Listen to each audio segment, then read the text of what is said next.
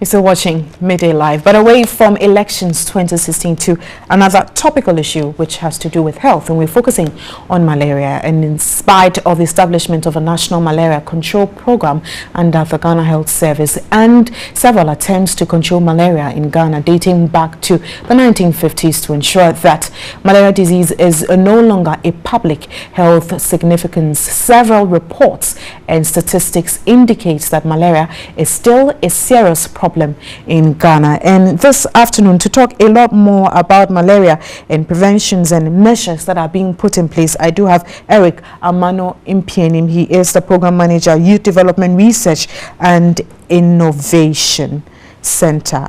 And one of the things, good afternoon. Good afternoon. Thanks for your time here. Thank you very much. Now, one of the things you focus on is the long-lasting insecticide-treated nets and then also the malaria diagnosis before treatment. Why these two specific areas? Yeah, these two specific areas because in malaria prevention and treatment, we need to do a lot of things. And as a country, we are putting in place a lot of measures to first and foremost prevent and also to have a prompt diagnosis and treatment. And in the area of prevention, you cannot do without the sleeping under a treated bed net, because it gives you better protection. Yeah. No. And also for the diagnosis, it's better you know that you actually have malaria before you take drugs. Now, in 2015, the country recorded 10 million suspected cases of OPD malaria, which is an increase from the 8.4 million suspected cases in 2014. There are some who argue that is just provision of the long-lasting treated insecticide nest enough to deal with malaria cases? It is not enough, and like I said, we are doing a lot of things, and they complement each other. For instance, we talk about environmental sanitation.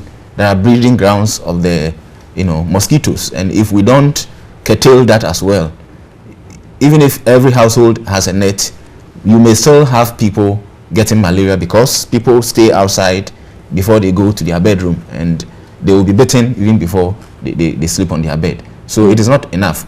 That's why we do a lot of other things aside the nets as well. Which is a diagnosis and then the environmental bit. Exactly. So we look at what we call the, in terms of our environment, I think we are educating people to keep their environment clean. The National Sanitation Day exercises is helping, and it's about behavior change, and so you cannot put your feet down and say it is zero. So still we have mosquitoes breeding. So we look at other things. So if you go to bed, sleep in a net, if you suspect that you have malaria, get tested, confirm that it's malaria, take the right medicine, and then you'll be now treated. Interesting that you mentioned it's about behavioral change. Now, what's your project location and how long have you done this? Has it paid off? Yes, it has paid off. Our projects are going on in all the regions, including Greater Accra. You will see billboards. We have radio programs running across the country. We are working with over 30 radio stations across the country, doing discussion, playing jingles, adverts, and we also, aside this, we also have community volunteers in over 2,000 communities across the country who are doing house-to-house sensitization. We also have sensitized media personnel in the regions. We also work with Ghana Health Service, traditional and herbal medicine practitioners as well, because they also receive a lot of patients who have malaria and treat them. Most people would go to a herbal practitioner and buy.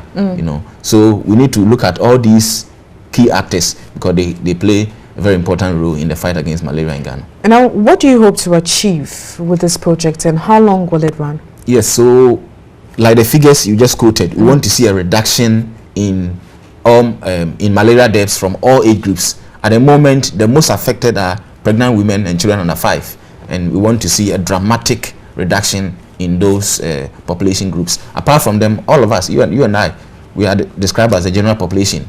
We are saying that every household must sleep under an insecticide-treated mosquito net. And if you suspect that you have malaria, first and foremost, report to the nearby health facility, could be a pharmacy, a drugstore, and ask of the RDT where you'll be tested. And if it is indeed you have malaria, then you take the drugs that are given to you. All right, thank you very much, Eric Amanumpien. He's a program manager, youth development, research and innovation.